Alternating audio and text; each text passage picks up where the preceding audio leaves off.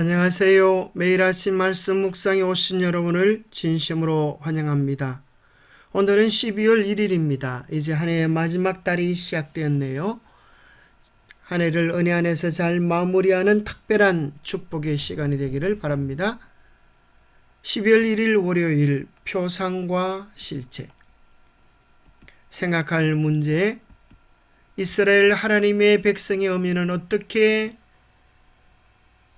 예표되어지고 성취되어지는가? 출애굽의 역사는 성경 전체에서 어떻게 확장되어지는가? 오늘 우리에게 주는 교훈은 무엇인가? 성경은 참 놀랍도록 표상과 실제 의미를 가지고 점점 확대되어집니다. 하나님의 백성 이스라엘의 의미는 어떻게 성취되어집니까? 기독론적인 단계, 교회론적인 단계, 종말론적인 단계 속에서 어떻게 확대되어질까요? 기독이라는 말은 그리스도라고 하는 말을 한문으로 옮겨간 것입니다. 하나님의 참된 백성 이스라엘의 의미는 예수님의 생애 속에서 이스라엘의 역사가 다시 반복되어집니다. 이스라엘 백성들이 애굽에서 포로되었다가 노예되었다가 노임을 얻었던 것처럼 예수님께서도 예수님의 생애 속에서 헤롯의 핍박을 피하여 그의 어머니 마리아와 아버지 요셉의 도움을 힘입어 천사의 경고를 듣고 애굽으로 피신 갔다 돌아오는 일이 이루어지게 됩니다. 교회는 놀랍게도 하나님의 참된 이스라엘이 됩니다. 이스라엘은 하나님께서 맡기신 그 사명을 감당하지 못하고 예수님께서 말씀하셨던 것처럼 열매 맺는 백성이 그 나라를 차지하리라 하셔서 잎만 무성하고 열매 없는 무화과 나무가 되어서 이스라엘은 실제적인 육적 이스라엘은 버림을 받고 영적 이스라엘, 예수 그리스도의 보혈로 거듭난 자들이 그 자리를 차지하게 될 것입니다. 그러한 의미는 요한계시록 7장에서도 반복되어집니다. 마지막 하나님의 백성을 인마전 14만 4천인이라고 묘사해 주고 있는데 그 14만 4천인은 각 지파마다 12,000명씩 인마된 자들이 합쳐져서 14만 4천인을 이룹니다. 그것을 실제적 이스라엘을 지파로 이해할 때 오늘날 세상 땅끝까지 전해진 복음은 의미를 상실해버리고 맙니다. 그것은 육적 이스라엘이 아니라 예수 그리스도의 보혈로 말미암아 거듭난 영적 이스라엘이 될 때 비로소 요한계시록의 그 말씀의 의미들은 우리들에게 와닿게 되는 것입니다.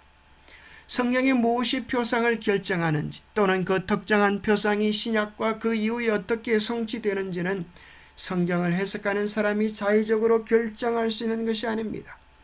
성경은 스스로 성경적 표상학의 적용에 대한 몇 가지 기준과 원칙을 제공합니다. 신약 성경 역시 표상이 실제로 성취되는 것을 세 가지 뚜렷한 단계로 묘사해 주고 있는데요. 첫 번째는 모든 성경의 중심인 그리스도의 생에서 성취되어지고, 두 번째는 교회론적인 성취, 세 번째는 종말론적인 마지막 때의 성취로 나누어 설명할 수 있습니다.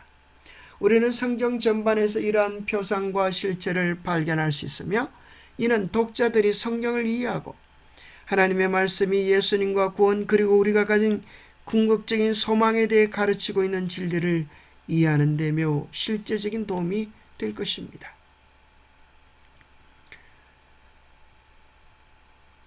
성경은 이야기합니다. 표면적 유대인이 유대인이 아니요 표면적 육신의 할례가 할례가 아니니라. 오직 이면적 유대인이 유대인이며 할례는 마음이 알지니 영에 있고 율법의 조문에 있지 아니한 것이라. 그 칭찬이 사람에게서가 아니요 다만 하나님에게서니라. 표면적 유대인이 유대인이 아닙니다. 육신적으로 할례를 받는 것이 하나님의 참 백성의 증거가 아니라 죄를 끊어버리고 성령으로 인하여 끝없는 하나님의 백성이 진정한 할례 의미를 가지고 있는 것입니다. 갈라디아 3장 가운데도 말합니다. 누구든지 그리스도와 합하기 위하여 침례를 받은 자는 그리스도로 옷 입었느니라. 너희는 유대인이나 헬라인이나 종이나 자유인이나 남자나 여자나 다 그리스도 예수 안에서 하나이니라.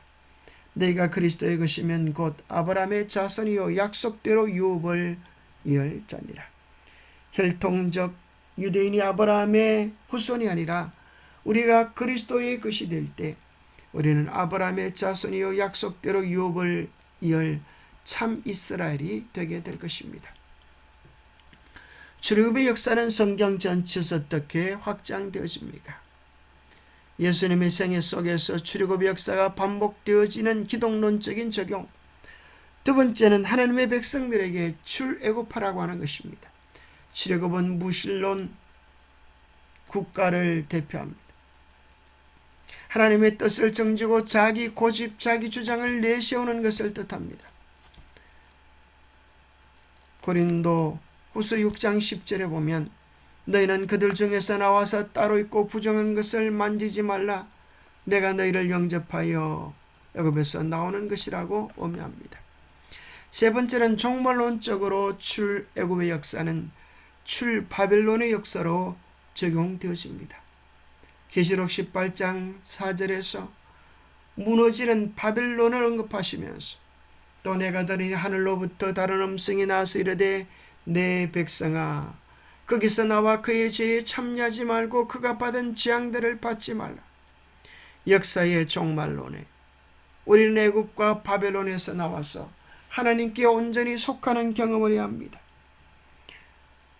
이스라엘 역사를 보면 출애굽한 후에 그들은 하나님의 백성으로 자유를 얻어 약속의 땅 가나안에 들어가게 되고 가나안이 가나안 속에는 이스라엘 백성들이 하나님의 언약을 어기게 될 때 그들은 바빌론의 포로로 잡혀갑니다.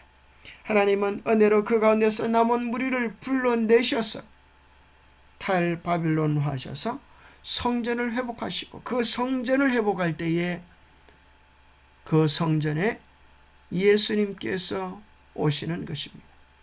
마찬가지로 우리는 마지막 남은 백성이 되어서 무너진 성전의 의미를 회복해야 합니다.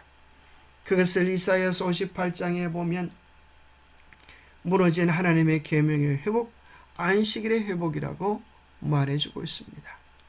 내게서 날짜들이 오래 황폐된 곳들을 다시 세울 것이며 너는 역대에 파괴된 기초를 쌓으리니 너를 그런 무너진 데를 수보하는 자라 할 것이며 길을 수축하여 그할 곳이 되게 하는 자라 하리라. 만일 안식일에 내 발을 금하여 내 성인의 오락을 행하지 아니하고 안식일을 일컬어 즐거운 날이라 여호와의 성일을 존귀한 날이라 하여 이를 존귀하게 여기고 내 길로 행하지 아니하며 내 오락을 굳지 아니하며 사사로운 말을 하지 아니하면 하나님께로부터 특별한 복을 받을 것을 언급해주고 계십니다. 구약은 표상과 상징으로 주신 복음입니다. 어떤 인간적인 권위도 신약과 구약을 대체할 수 없는 것처럼 이 기별들의 위치를 변경할 수 있는 아무런 권리를 갖고 있지 않습니다. 구약 성경은 표상과 상징으로 주신 복음입니다. 신약 성경은 실체입니다. 이 두 가지가 똑같이 절대적으로 중요한 것입니다. 구약 성경은 그리스도의 입술에서 흘러나온 교훈들을 증거하고 있으며 이 교훈들은 어떤 의미에 있어서도 그 효력을 상실하지 않게 될 것입니다. 기도하겠습니다. 하나님 아버지, 참으로 놀랍습니다. 구약에 나타났던 그 모든 예표적 사건들이 예수 그리스도의 생애에서 성취가 되어지고 또 마지막 시대에 다시 반복되어지고 확대해지는 놀라운 복음의 비밀을 우리에게 알려주심을 인하여 감사합니다. 육신적인 이스라엘이 이스라엘이 아니라 참된 복음으로 거듭난 자들이 이스라엘이 되어서 그들이 가야 될 약속의 땅, 그것은 육적인 가나안이 아니라 하나님을 말씀해 주심을 감사합니다. 우리를 하여금 참으로 그리스도께 속하여서 이스라엘 역사를 통하여 보이셨던 그 참된 실체에 이룰 수 있도록 우리의 마음이 어린 양 되시는 예수님을 전적으로 따라가게 허락하여 주시옵기를 우리 주 예수 그리스도 이름 모자하여 간절히 간구하옵나이다. 말씀 속에서 성경의 오묘한 신비들을 발견하고 예수님의 성품을 담고 마지막 주님의 남은 부대로서 일꾼으로서 주께 충성하는 우리 모두가 되기를 간절히 바랍니다. 환절기에 건강하시고 주님의 은혜 안에서 늘 행복하시기를 축복합니다. 감사합니다.